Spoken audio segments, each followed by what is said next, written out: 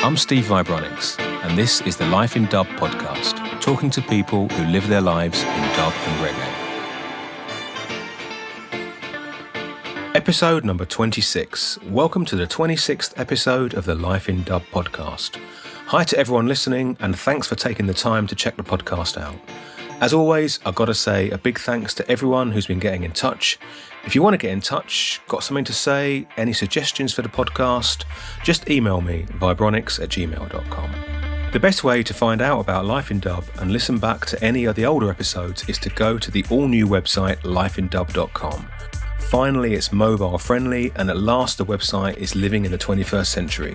It's part of a whole new vibronics.co.uk website, and any of you that missed one or more of the Gold Disc Classics 7-inch reissues on Scoops Records might want to check out the store on the new website, because all 4 titles are back in stock for a short while. They will also be on Bandcamp soon, but for now, check the new web store and grab them while they're still around. This week, I want to talk a bit about this podcast. You see, this episode will be the last of the year as I take a short break for the holiday period. But fear not, all regular listeners, Life in Dub will be back in early 2021 with a load of new interviews and episodes. I've got some great guests lined up for you all, so stay tuned. But after 1 year of Life in Dub, it seems like a good time to reflect on my first year of podcasting. I have to say, I've really enjoyed it. I've definitely been surprised by how many people listen to it and how many people are prepared to take the time to listen to 2 people talk for an hour with no music or any showbiz gimmicks. The original plan was to conduct most of the interviews face to face, but of course COVID put a stop to all of that, so I had to find new ways of hooking up remotely, sometimes with people I'd never met before, as well as with a big gang of old friends and associates.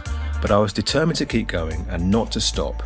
And so many people have told me how comforting it's been to hear from their favourite artist, Elector, sound system. So at the end of this year, I was asking myself, what have I learned from these 26 interviews? And I have to say that probably the main thing is that nobody lives their life in dub alone. Especially at the beginning, every guest has talked about crucial people around them, many of them not known to any of us. All the guests talk about people that didn't go on to be well known or successful in the reggae world, just people that shared a passion for the music and the culture. I think we often see successful people in the music world on a bit of a pedestal, when really we're all supported by people around us, without whom none of us would ever have gone on to achieve what we have.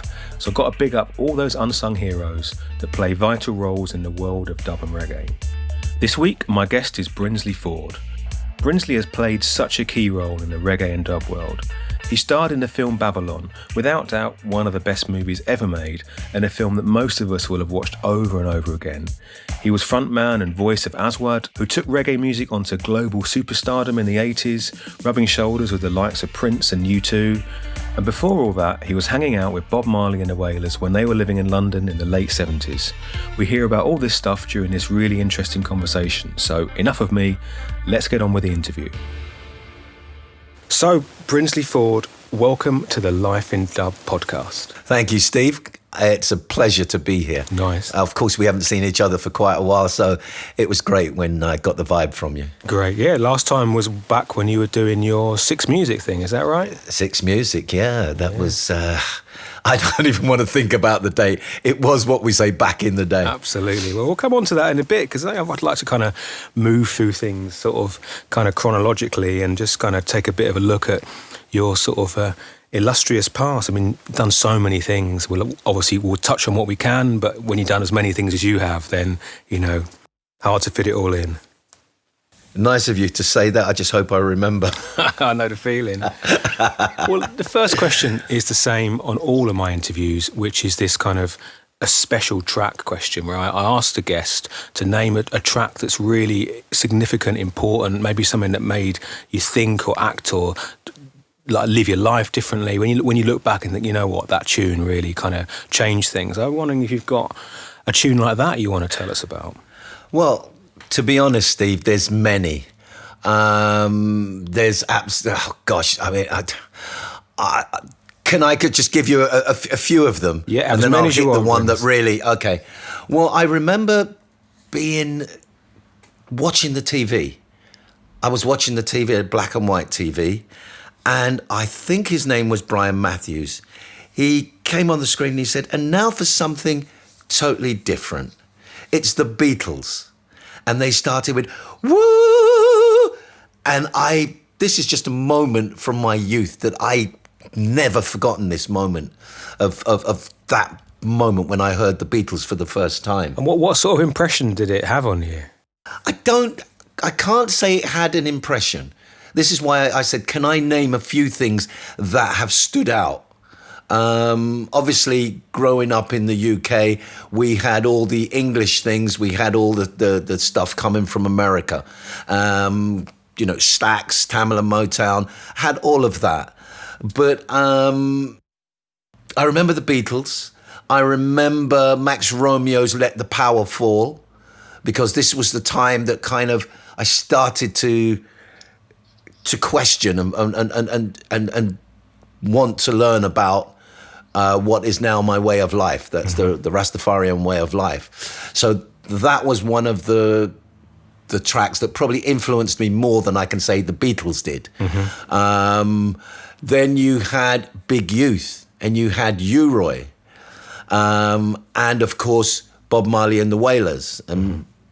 But one thing that I would say changed my life, one track that I would say changed my life, a good friend of mine bought a Pioneer hi-fi set. And this was an amazing hi-fi. They were the lick back in the day. 15-inch speakers, okay? I mean, this was the bee's knees. And I remember sitting in his house, it was in Kilburn, and I listened to Marvin Gaye's What's Going On. And this is a totally true story. I got to the end of the album, I took the headphones off, and I said, I'm going to form a band. It's going to be the best band in the world. And the three people that were there, they laughed and they laughed and they laughed. I mean, I'm really thankful that I have lived to see them sort of, they didn't fully apologize, but they acknowledged. So yeah, I think I'd have to go with Marvin Gaye's What's Going On, because that for some reason inspired me and gave me the push to do what I'd been thinking about doing. Well, that kind of mix of like having really accessible like soul songs, but these like lyrics which are absolutely like to the point as well, is like, that's like a killer combination. So the music kind of seduces you in, and then the words are like, bang, this is what I'm saying to you. Yeah, I think that album is social comment, and that I think, I had met Bob Marley and the Wailers earlier on, so I was conscious, I was beginning to think of the Rastafarian way of life. Obviously, I'd been acting. So it was a pivotal moment in my life. It was like, okay, I had this, what seemed to be the career that I would, I'd go down the path, I'd be an actor. But music won. Music Nice. won me over. Well, going back a little bit before that then, I mean, like, you grew up in London, is that right? Mm-hmm. And a lot of people will know you for your work as a young actor. So I was wondering how you become like a child actor. You're growing up in London, and how does that all stuff come about? Well, I would say it was an accident, but I think that having, my belief, think that things are set, and you the path that you're supposed to go, you don't know how it's going to happen. We say Father works in mysterious ways. Now, my younger sister, she's always been dance crazy. She's now a ballroom dancer. She's loved dancing from a very early age. And she went to a dancing school every Saturday morning. And I walked in there, my mother asked me to go and pick her up. And I was approached by the woman that ran the school. Her name was Flavia Pickworth. And she said, "Can you sing?" And I said, "Yeah, of course." And that's how it started. And she did lots of shows for charity. And she got me an audition for the Magnificent 6.5 with the Children's Film Foundation. Yeah, I remember Children's Film Foundation. That was a Saturday morning pictures.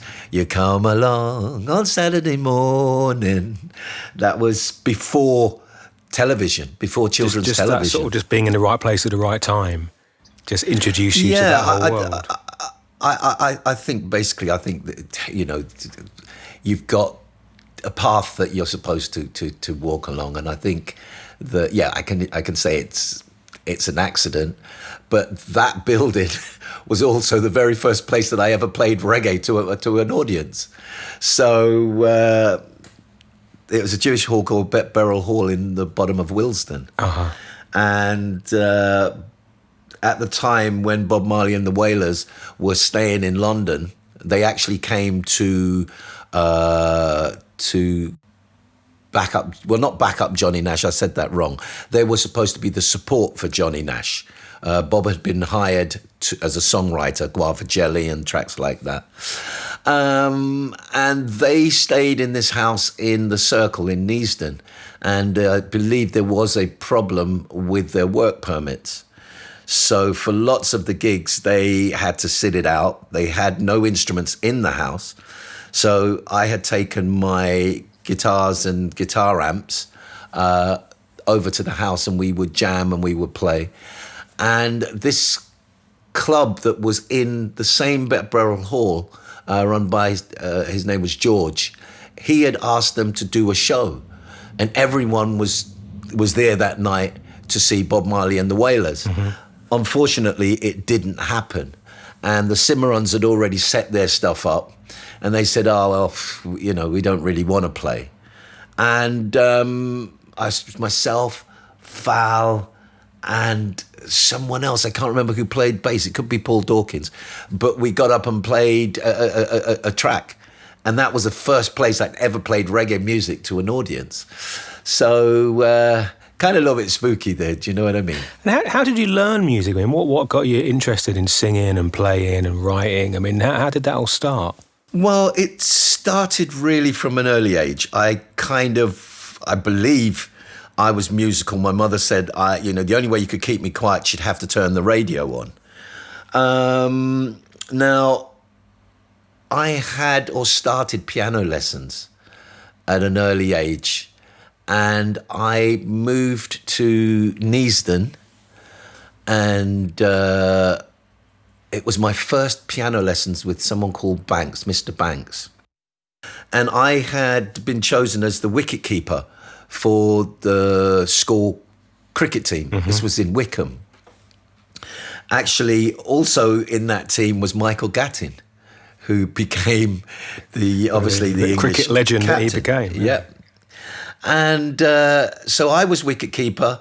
I think I got all padded up and ready to go on, and I kept looking at the time, and I kept looking at it, and it came a moment of decision. And history's history. Michael went on to be captain of England. I went on to be a musician because I left. I took the pads off and went to the piano lessons. So that was the end of my cricket career. Well, I think for all us like Aswad fans and Brinsley fans, you made the right decision then, definitely. So well thank done. you. Yeah. I guess you kind of wanted to pursue music. If you're talking about forming a band with people and playing music, is it something you had like an ambition to do? Did you want to do it and take it far and get involved? Well, to be honest, I think I was working in the film industry, and it was really difficult. If you can imagine. Yeah, what's it like? What's it like being young and famous and on TV? I mean, like double deckers and stuff. Well, I think it was a different time. Mm-hmm. I think it was a different time. We missed it by probably 10 or 20 years, to be totally honest.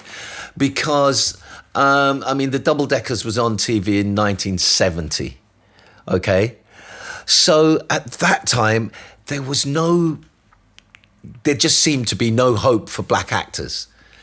If you wanted to do something, if you wanted to write, you then had to get someone to finance it. Mm-hmm. And there were no directors, there was nothing. I think the names, you could name them on one hand, Sidney Poitier. So I was facing a situation where, as a child actor, and you have to realise that child actors in the cinema usually are a lot older Yeah. Because you have someone that looks younger, but obviously they're old enough to be able to understand and to take relate direction and stuff, take directions. Okay, so you're finding I'm learning about the Rastafarian way of life. I'm looking for direction. I want to find something that will be my path. And in music, I could take that to its entirety. I could book a studio, I could record it, mix it, and if I wanted, I could put it out, press my own records. And that appealed more to me than sitting in Never Never Land and what would happen.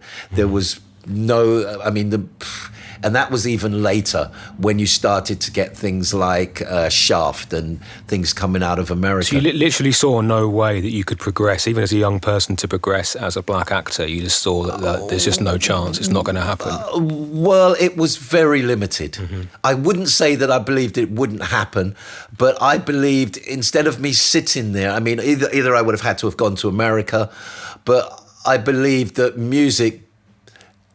there was an opportunity in music, and because of the culture I was learning, it gave me the vehicle, and it gave me the opportunity to voice my feelings. And this was it. This was the whole thing of Aswad. We were singing from a black British point of view, because we didn't know Jamaica, we didn't know America, we knew England. Mm-hmm. And it had to be that story. That had to be where our story came from. So in all, I just had or saw more of an opportunity in music than I did in the film world. And you talk about, coming into the faith of like Rastafari and the movement, and how did that happen? How did you kind of get drawn into Rastafari? I think as in that time, we started to get more and more songs, like I mentioned before, Max Romeo, Big Youth. We were hearing it on record. Mm-hmm. And it opened our eyes, and we wanted to search, we wanted to find out. The very first time I remember going over to the Circle, to where Bob and the rest of the Wailers lived. Delroy, rest in peace, a very good friend, who's no longer with us. He himself and I had a dispute over something, and we sat with Bunny Wailer for hours, and we reasoned and talked, and this was how it progressed. Mm-hmm. We were able to talk with people and find out, and fortunately we had trips to Jamaica where we could sit and talk with people there. We were much more exposed to the commercial aspects of it than maybe someone in Jamaica. Mm-hmm. So, we could kind of see pitfalls and things that were happening probably before people there could see it. And what was it like hanging out with like Bunny Wailer back then? Because obviously it's quite a while ago, so, sort of powerful and important person. You have, all the way along, you have people who have inspired you, who you have admired, and, you have a moment in your time where you've been fortunate enough to have a conversation, to, talk about something. And usually, I think for a person in that situation, if they meet and speak with someone that has views or understanding, I'll give you a funny, quick story. I remember I was at, a good friend of mine worked for Prince's management, okay? And so if there was shows, I would go to the show and I would know where the after parties were, and I'm a big fan of Prince. So I remember going to see him in Tottenham Court Road at an after show party, and Misha Paris, he handed the mic to Misha Paris. Mm-hmm. Okay. And she just blasted. It was No Satisfaction, I think, but he was like, wow. Anyway, there was a secret party that was going on, which I knew. And when I went into Ireland, they were all excited because Prince had asked to hear some tracks from Misha. And jokingly, I said to them, oh, listen, Prince and I are just like that. And we had just actually gone to Paisley Park and recorded with Dave and Bobby Z for a track for the film, Old Man on Campus, or something like that. But we recorded this track. So we'd been to Paisley Park. Anyway, because it was a secret party, I said to them, I will let you know when I get there where it is, which at the time I had a phone in the car. So I went out to the car. I spoke to the security when I came back in. And luckily, because they had worked with us at several times, I knew, you know. So I said, look, the girls who sent Misha's tape to Prince, they're coming, they're going to be a guest of mine. So can you let them in? So they arrived, right? And now there's this whole thing going on. They're like, oh my gosh, you are serious. And before I could say no, I get a tap on my shoulder and it's one of Prince's bodyguards. And he takes me over to Prince. He says, Prince wants to have a word. First thing Prince said was, look, what's this about Misha? So I explained. And then I said to him, listen, I have to tell you, I'm in love with Studio 2 in Paisley Park.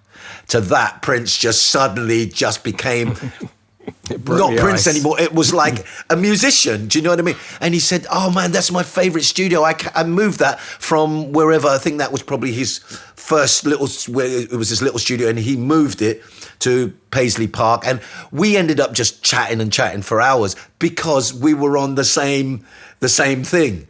And then obviously, you know, I said, oh yeah, we'd just been there with Dave and Bobby Z. And then I said, look, can I bring the girls over to come and say hello? He said, no, man, come on. So there I go, not arm in arm with Prince, but together over to chat, you know, with the girls. But this is what I mean. I think if you meet people who, they are your whatever, you're inspired by these people, you really like them. But if they suddenly open a situation and find that it's a fellow musician. One person that's like, because it's, you know, the main sort of focus of the stuff I've done in my life is like sound system and kind of that kind of scene is like, and in this podcast series is the name Shaka comes up as the kind of like the father of the scene really. And obviously, you know, way back in the day, you were working with Shaka and kind of, I'm wondering what that experience, what it was like back in those days. I mean, this is what I mean. Again, it was someone that we admired, Shaka Sound, because he pushed the envelope. He did. In dub as we know it nowadays, he pushed that envelope in modern dub. So even back then, did it seem like that he had something and the sound had something? I mean, if you remember Shaka dances, there was dancing and people were leaping to the ceiling. It was, do you know what I mean? It was a different vibe. And because he admired what we were doing, it was, listen, I want a dub of that. Mm-hmm. But there again, I think one of the early situations with Shaka obviously was in Babylon. Well, of course, yeah. And the story goes that when we had done the dub, and the dub hadn't been finished because I was working in the studios in the daytime and then that's the film studios in the daytime, and then go into the studios at night. And so we worked all night to work on this. I remember where we filmed the scene in the garage, in the lockup garage, where we played the dub for the first time. With the sound, and yeah. Everyone's dancing. We didn't have any music. To show off your acting skills there. We didn't have any music. I had to recall it, and I'm going, da, da, da, da, and everyone just jumped on it. I mean, it was an incredible set of actors that worked on Babylon.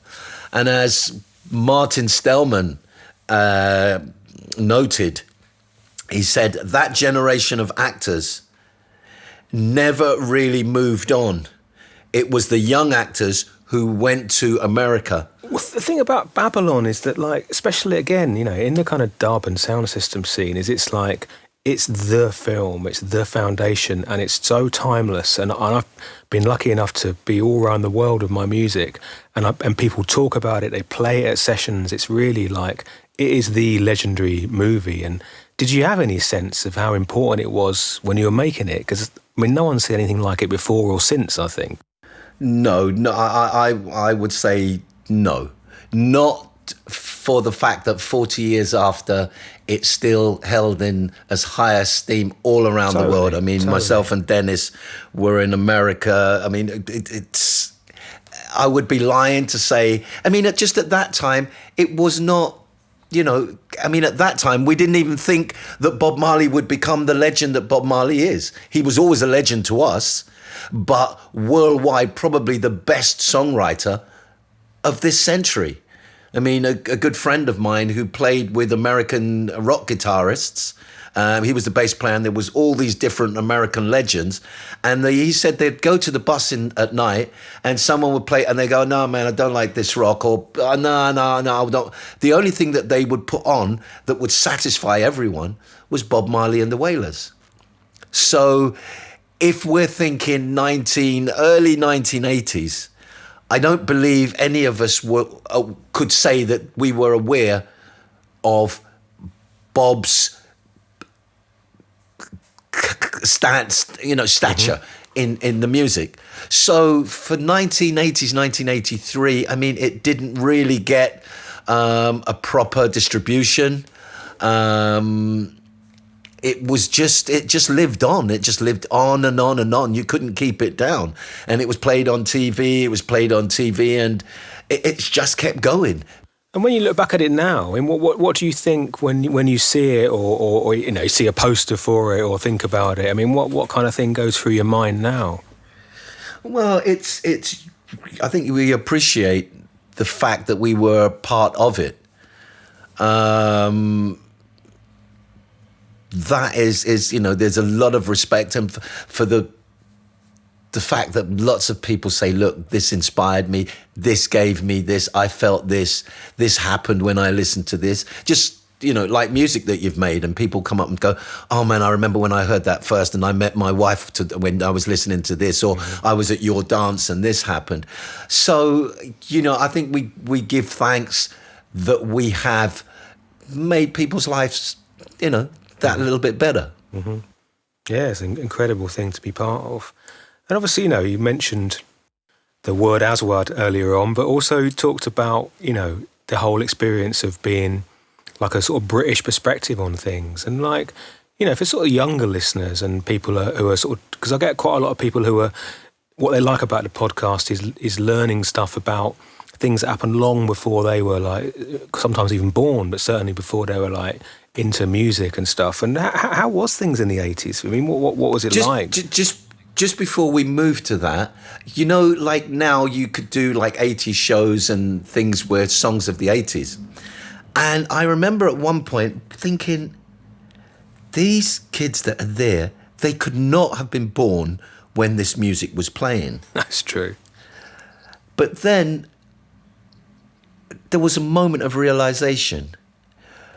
We all say that the music that we aspire to in our teens, right, and onwards as our music. But the reality, the true backdrop of their life is the music that our parents played. Mm-hmm. I remember one day being blown away by the voice of Sam Cooke. It was, darling, you send me, okay? And I went out, bought an LP, Greatest Hits of Sam Cooke. And I remember playing this album, and I could sing every song off of it. And I thought, but hold on, how do I know all these songs? It's in the background, those early years. All those early years, my father played it on the tape. He had all of them. Sweet 16, he had the lot. So, although kids are not born in that time, the music that their parents played is the first music that has really hit your brain and made you kind of either love music or whatever. That's really the backdrop of your life. I know when we get older and we go, oh yeah, I'm individual and I want to, how many times have we kind of thought, parents just haven't got any, they just don't know what's going on. They really don't know. And then suddenly, a few years later, when you've got the responsibility and you're paying the bills, you're doing the same things your dad said. And you suddenly stop and go, oh, yeah, okay, all right. So...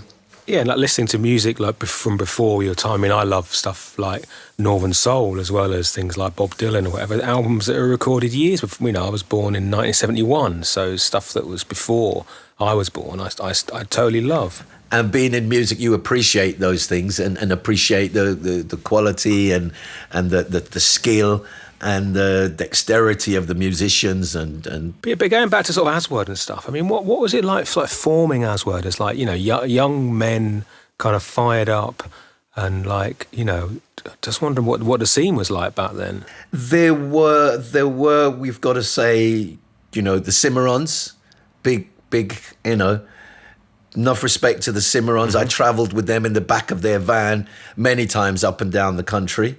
Dennis and Matumbi.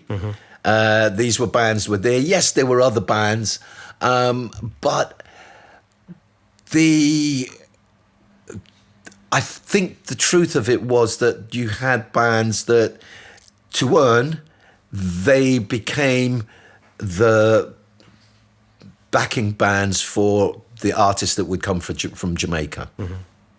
So in doing that, I think their inspiration kind of was spread. I mean, yeah, Matumbi did do their own songs. I'm not taking anything away.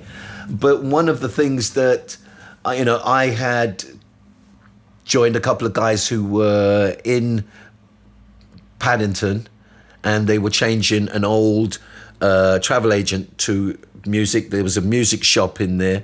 And I would do posters. I think the first name for the band was B and the Rebel Roadblock, and I'd get the other side of the Rebel Roadblock. I like it. I'll make a note. You know, of that. the old, that back in the day that things were advertised on these massive posters. So I got those posters and I would draw that and I would say, yeah, I'm looking for a band, because I had started writing. That was really what it was, and a good friend of mine that had gone back to Jamaica, George Oban, one day he arrived at my house in Easton and said, look, I'm back. And I went, oh, great, because, we need a keyboard player. And he said, no, I'm playing bass now. So we would go there and we would jam all the tracks that, I had been writing.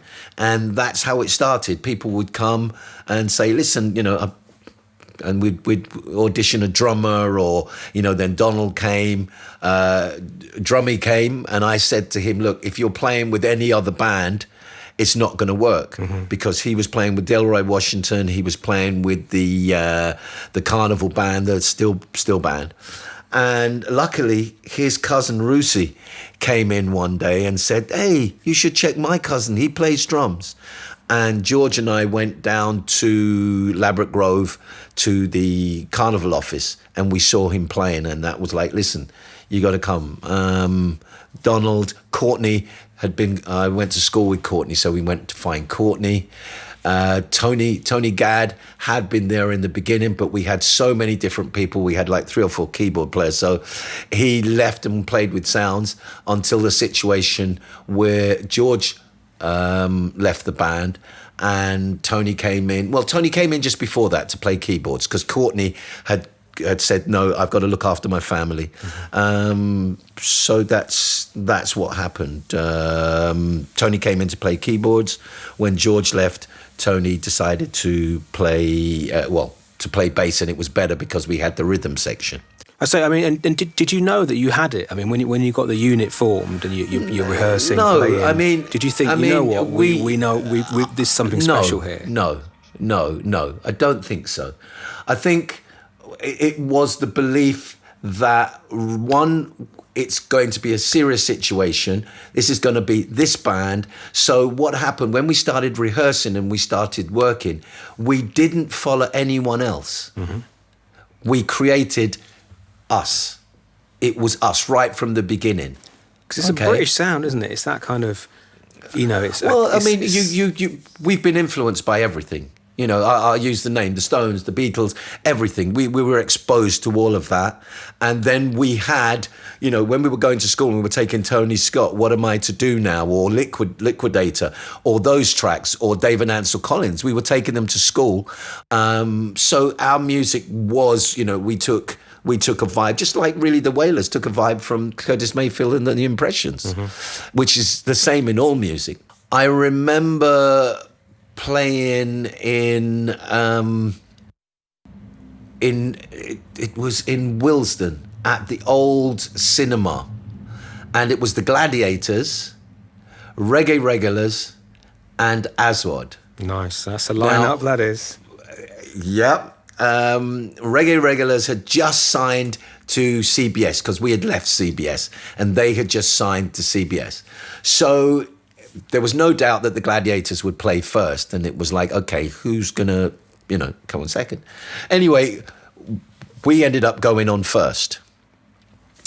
And there was one moment when we were doing Natural Progression. And I had this idea and went over to Donald and I said, D, can you play this? And I went, bum, bum, bum, bum, bum, bum, bum, bum, ba da da da da da da. And he went, okay, sing it again. And I went, bum, bum, bum, bum, bum, bum. And remember, this is while the show's going on, okay? Live on stage. And live on stage. And I turned to the audience and I went, you sing, ba ba ba ba ba ba ba ba ba da da da da da da. And they went, ba ba ba ba ba ba ba ba ba da da da da da da. Oh, one more time. Ba ba ba ba ba ba ba ba ba da da da da da da. They went ba ba ba ba ba ba ba ba ba da da da. And all of a sudden I went to Donald, your turn. And he played a solo that was blinding. Okay. And of course it started with down down down down down down down down down down down down. And he just went off on this solo. And I remember when the Gladiators came on, people were still shouting for Aswad, Aswad. And one of the moments that really keeps that in my mind is I remember speaking to my father and we were talking about, whatever. And I said to him, there was one moment where it really, Aswad, I think, came to, people's attention. And I'm telling him about this thing, and he went, and I'm going to get emotional now. He went, I was there. He said, I was there. So nice. My dad, who worked in the railway, the song Rainfall Sunshine is about my father and my mother, right? Rainfall Sunshine, snow is falling on the ground, my old man's gone working in the transport yard. And I knew that he must have taken time to come and see that. And that was a moment that will always... Nice. Yeah. And one other thing, while I'm on a run, most bands back in the day used 4x12 speakers for the singers. I mean, lots of people probably wouldn't understand that now, but all the singers had was column speakers that could have probably 4 12-inches in it. That's it. PAs aren't what they are. They weren't what they are now. Right. All right. Now, I remember while we were rehearsing, we got a PA, we got a WEM PA. I remember we had to go to near Kent to go and pick this PA up. And we actually had an old van that I remember broke down on the way. But anyway, we got it back. It wasn't a Commer van, really know what... no, it was a Ford with the big kind. It was like the sound system van that they used years ago. The panel van kind of thing. Yeah. So I remember we got it there. And we didn't really know how to use it. But anyway, we were doing a show, and I believe it was Coxsone. I can't honestly say. I think it was Coxsone. Anyway, what happened back in the day, when the band was playing, and remember we played a lot of dub, right? The sound systems would go, oh, yeah, enough of that, and turn up. And they would drown the band out. Okay? So you couldn't hear the band. Mm-hmm. But this day, Chester, who was our sound engineer, turned up. And now they were battling against the PA, and they decided, no, let them play. And that, I think, was one of the big differences. When you came to hear Aswad play, it was like, I mean, they've said Bob Marley took the studio on stage and Aswad took dub on stage. So you were hearing heavy bass, you were hearing, I mean, at that time I was using an Echoplex, so you were hearing echoes, and we presented a different moment on stage. It's also been amazing, like some of the early shows, because obviously, in London, I'm up here in Leicester, and I've said this almost on every single podcast. It's kind of, I come from this countryside place in the east of England where nothing ever happened, and Leicester, bless it, I love living in Leicester, but it's certainly not like the capital of the world. But in London, I guess back in those days, you were getting it's the harbour of music. You're getting all sorts of stuff going on. But that's very true. But I think in those days, we were travelling. So suddenly we would be in Leicester, we would be in Bristol, we would be in Wolverhampton, in Birmingham. You've got to take it on the road. And so people were kind of hearing this. And what actually happened when we did have the number one hit, you had women that were going to work and talking about Aswad, and their senior staff were going, oh yeah, I know Aswad, they played at my university. Mm-hmm. And they're going, how do you know Aswad? But I think we've played Cambridge, Oxford. We travelled more travelling in the UK than we probably did to America. And did you break out into Europe at all? I mean, especially in the early days. I mean, we did. I wonder what European audiences were making of reggae back then, because it was kind of a new thing, really. But reggae has, it surprises you, and you would know this. You'd go to places, and there you would have people who love reggae. I mean, I remember going to Koryakuen Hall in Japan, in Osaka, and we did our sound check. And we went back to the dressing room, and suddenly we heard this music playing. I said, that's a record. Someone who had just come and said, no, it's a band. I said, no, man, that's a record. And we went out there, PJ, and I think Cool Runnings their name was. There was these Japanese guys with beavers and tums and playing reggae music. Mm-hmm. You go to Hawaii, and you had Martha's Kitchen, guys were playing reggae. I mean, I remember going to Russia, and it was a Greenpeace situation, and I was with lots of different heads from U2, David Byrne, Peter Gabriel, lots of people. We were in the airport, and someone was banging on the window, and I turned to Hedge and I said, "Look, he's calling you." And when he went no, and they pointed to me, and it was like, what, in Russia? But CBS had released our tracks in Russia because obviously, whatever. But so people in Russia kind of knew us. Okay.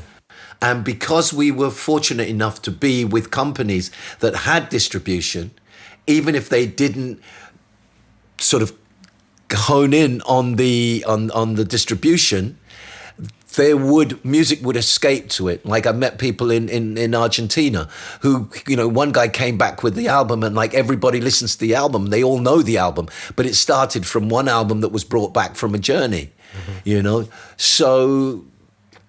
But talking about reggae music. Yeah, sorry. I was just going to say reggae music is a phenomenon, and we can't explain it. We can't say why, but from that little island of Jamaica, it has travelled worldwide. It's got the most crazy business going on. I mean, hip hop is basically reggae that was taken and produced in an American form. But, you've got millionaires in that, but reggae remains where it is. And it's true. I are the roots, and you don't see the roots. Mm-hmm. You see the fruits, you see the leaves, you see the branches, but the roots... No, it's true, it's true. Well, the question I was going to ask was about sort of creativity, because obviously, the journey from starting Aswad, those kind of early days play, and then obviously up to sort of, real big international stardom, is how do you keep on top of it? How do you keep on the ball? How do you keep making the next one bigger and better? Because it's not easy to do that kind of stuff. I think I have to say for myself, I've been very fortunate. I remember you asked me a question early on about, how did it feel being a TV star when the Double Deckers was out?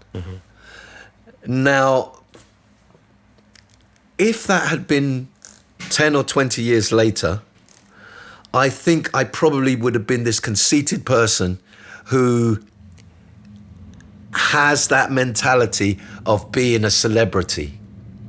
Because nowadays, that's what most people want to do. They want to be celebrities. They're not into just playing music for the love of playing music. And I think we were fortunate enough to miss that. Yeah. So by the time that we got that notoriety, we were just a band playing music that we loved.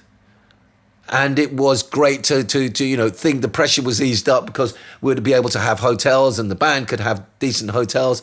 And we loved it. And we were getting attention. We would go all around the world and there'll be people waiting to see us. We had number ones in Japan and around the world. But, we travel with a group of people that they will tell you they were some of the greatest times that they've spent because, we traveled, we had fun, we laughed, we just did what, music I think is really about. We just went around the world playing music and just loving it. And how was it, when by the time you become, Don't Turn Around, stuff like that? I mean, these are like huge, era sort of defining hits and How was it riding that kind of bus back then? Because it's like to be like a pop star, that's, that's quite a crazy job. Because we had come and like most musicians that have done their apprenticeship.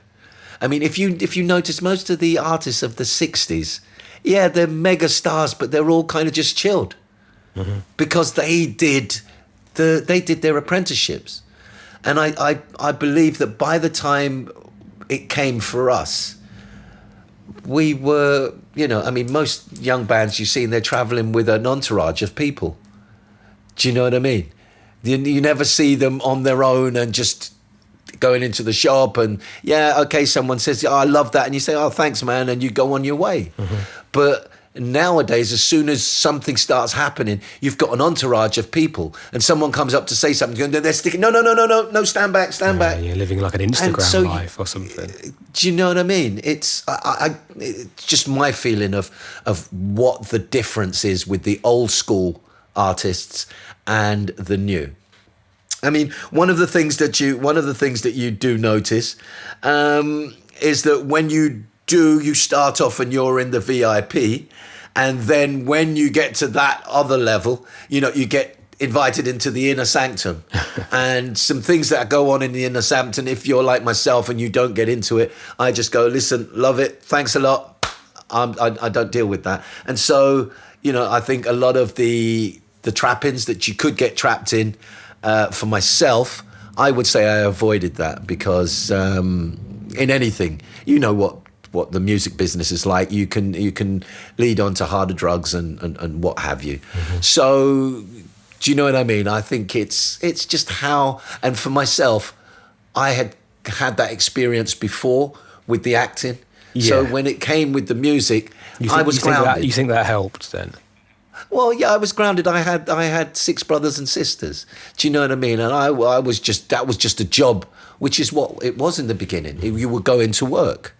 So that was it. I think I was very grounded in that time. The thing that always gets me when I sort of think back to that sort of time, comparing it to now, is the sort of the power of reggae music and what a huge thing parts of it had become in the 80s, and kind of you can't imagine that now. You can't imagine like a reggae band having like big hits and being on the telly and being alongside like pop artists or whatever. You just can't imagine that now. I believe it's in the making. It's just in every time there is pieces of music, there is artists that move a generation. And I don't see no reason for it not to be that a reggae song hits the charts and just busts it wide open. It's totally possible. Totally possible. So the music industry has become a lot smaller. There's a lot less people in the game, and it's very concentrated on the distribution and, the way it's manifested. So, yeah, it will happen. It will happen because I think, especially in the UK charts, it just needs the right sound to hit the ears of everyone. And everybody knows reggae. It's not like the time where, you'd speak to someone and you'd say reggae and they'd go, yeah, what is it? Yeah. But that's what always kind of amazes me is how people do know it and it's so widely loved, yet there hasn't been that kind of, maybe the surge is yet to happen. It's like, or like the surge again, if you like, of kind of just it being back in the mainstream and kind of something that young people are listening to. And it's like, it'd be nice to see again, definitely. Yeah, as I said, I think it's just time. It's just time for someone to have that edge it's accepted now. But the edge, the storyline that people can gravitate to, that's all that's really needed. So yeah, I that's totally possible, and it will come. It will come. And now you're able to do a lot more promoting and distributing via the internet. So the pressures of being kept or held back are far kind of less than they would have been back in the day. Yeah, I think people are kind of, theoretically at least, like in control of their own shit a bit more these days. Well, we've got a bigger understanding, and I sincerely believe that in England these were some of the things that we helped to teach our teachers, because dealing with record companies, dealing with the business firsthand, they could watch and see what was happening. We were distributed in places. I mean, if you go to certain places, Canada and stuff, they'll tell you that they were inspired by Steel Pulse and Aswad. And that's because we had the distribution. So, do you know what I mean? Nowadays, I think you'll find that reggae's creeping into different areas and it's been promoted, maybe not as reggae, but that vibe has been used. And you have artists who are not reggae artists, but it's put out there, so... But I sincerely believe, to answer your question, that, yeah, it's only a matter of time. Reggae is going to be... years ago we were worried about being commercial, but commercial is just being, in the forefront. Yeah, taking it to more people. I mean, that's such an important role to do, is to take it. You talked a lot about Bob Marley at the beginning, and it's like, the way that like Bob Marley and the Wailers music brought people into reggae. So if you wanted to stick at Bob Marley, fine. But if you wanted to start to dig deeper and look into the lyrics that he's singing about, or those kind of deep rhythms that are being played, then that's like a doorway in. But if he hadn't been distributed, yeah, no one would know commercially. No one would know. And so what kind of stuff do you get up to these days? Obviously, creative person. So what kind of stuff keeps you busy these days? Well, obviously, I've been here out of England for a little while. I was supposed to play the Ostruda Reggae Festival last year, but sadly, because of the lockdown, they did have a festival, but they used Polish bands.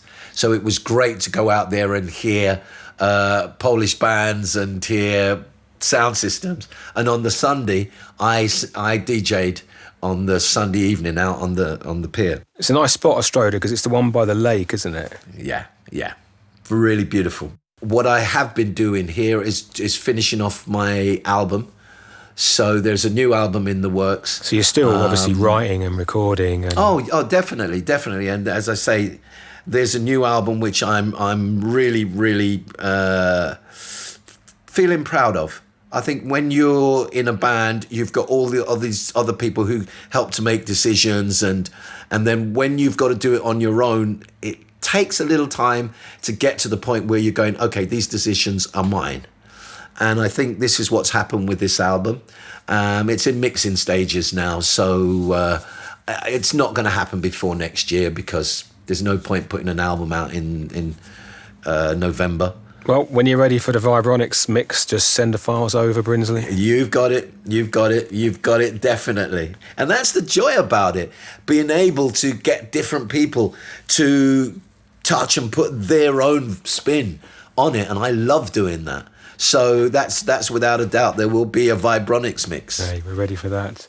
We'll say we've been talking a while now, so what I'll do is I'll sort of close it up with the question that that I ask all the guests at the end of the interview, which is like, I've got my book of dub, which, you know, it's really getting quite big now, a lot of names in it, and I write everyone's name in it. Right. So I write Brinsley Forde, and I wonder what you would want written next to your name, just something to be remembered by, something associated with your life in reggae. I think I'd have to say, along with the other members of Aswad, they created the new chapter of dub.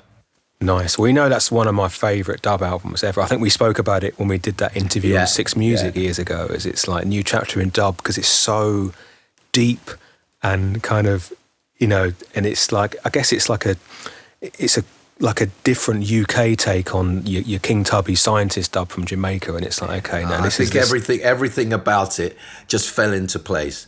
The music, and at that time, you know, back in the day, we loved the album covers, which is something that kids don't really have now, but a lot of people are getting into the vinyl. Mm-hmm. But the album cover reminded me of that moment when I got my hands on to Catch a Fire. Mm-hmm. And it was like, wow. There was this album, when you flicked it up, it was a Zippo lighter. And I think new chapter of dub, when people saw that and then heard the music, it was just a marriage made in, you know. Well, it lives on, because like it gets you must have seen it on a million flyers and campaigns ever since, just because, like, you know, I'm sure it's annoying people don't get credited for it, but it means that people only choose to use that image if they like it. It's a wonderful image. Yeah, truly. So sometimes, you know, you have to give to receive, and what we've received has been a millionfold. Mm-hmm. So there's lots of situations that I can complain and says, look, we haven't been paid for this hasn't happened. But then again, the respect and the love that we have from the music loving public, you know, no money can buy you that. So we give thanks for that. Nice, great. Well, Brinsley, thank you very much for joining me on the Life in Dub podcast. Been a pleasure, Steve. And just enjoyed it, and look forward to seeing you guys to do the dub of the new album. Stay safe, stay well, and keep playing the dub. Nice. Thanks for joining me and Brinsley for this 26th episode of the Life in Dub podcast. Don't forget to go to the new website, lifeindub.com, if you want to listen back to any of the previous episodes, or if you want to pick up any of the last remaining Gold Disc Scoops reissue series. If you enjoyed the podcast, please tell people about it, help share it, help get these stories to more people. Thanks again for listening, and I'll see you all again in the new year for a whole new season of the Life in Dub podcast.